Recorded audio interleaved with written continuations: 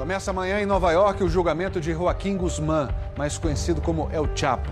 O ex-chefe do maior cartel de tráfico de drogas do mundo foi extraditado para os Estados Unidos depois de ser capturado numa caçada que mobilizou o México. Um julgamento como nunca se viu.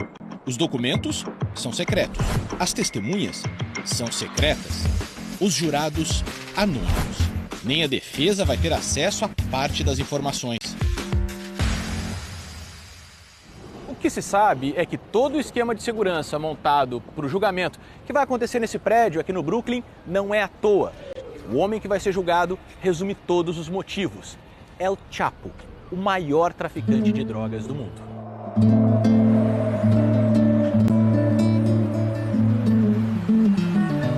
El Chapo, ou o Baixinho, é o apelido de Joaquim Guzmán Loera. Ele foi preso pela primeira vez em 1993 na Guatemala e foi levado a um presídio do México, de onde escapou em 2001. Dizem que El Chapo fugiu dentro de um cesto de roupa suja, mas os indícios são de que saiu pela porta da frente, pagando suborno a policiais. Nos anos seguintes, ele se tornaria o maior produtor e traficante de drogas do mundo.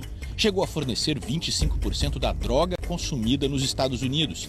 A estimativa é que El Chapo lucrou 14 bilhões de dólares com a venda de drogas que enviava do México para os Estados Unidos e o Canadá.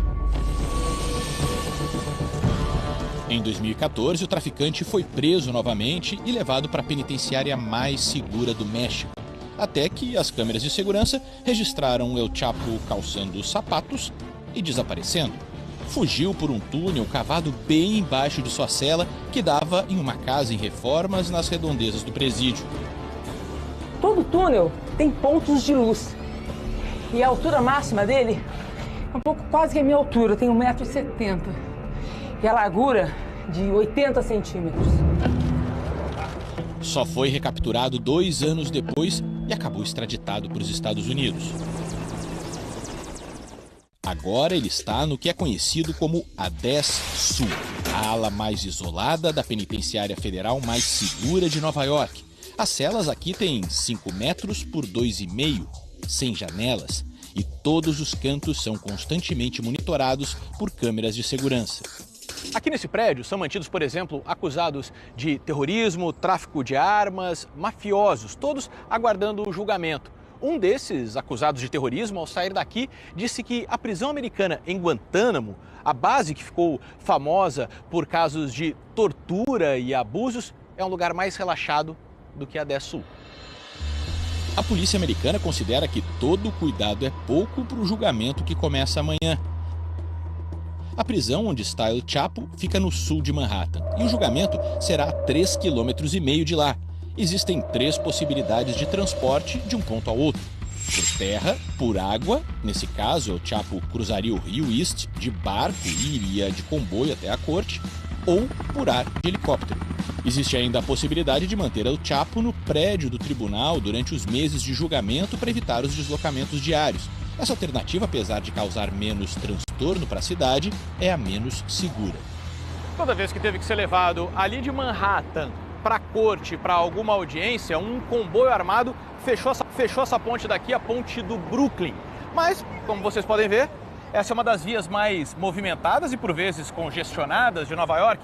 E o julgamento pode durar até 4 meses, então a possibilidade de ter essa ponte fechada 2 vezes por dia estava tirando o sono dos nova-iorquinos.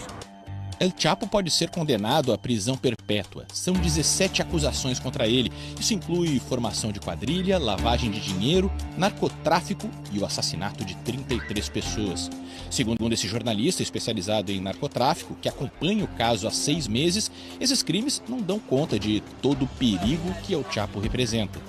Esses são apenas os assassinatos pelos quais a acusação conseguiu provas contra ele.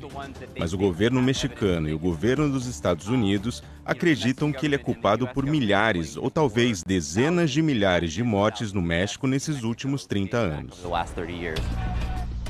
E é por causa desse histórico de violência que os nomes das testemunhas não foram revelados. Nem os advogados de El Chapo sabem.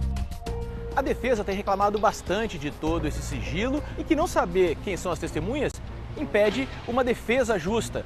Mas diante do histórico do El Chapo, a justiça americana resolveu não arriscar. Em 2016, logo depois da extradição de Chapo, o juiz que cuidou do caso no México foi assassinado com um tiro na nuca, à luz do dia, numa rua movimentada. Para esse advogado, ex-promotor federal, o mais importante é garantir a segurança de quem teve coragem de falar contra o Chapo. As pessoas não podem mais ter medo de testemunhar contra os grandes chefões do tráfico. Isso é muito importante para vencer a guerra contra as drogas em todo o mundo.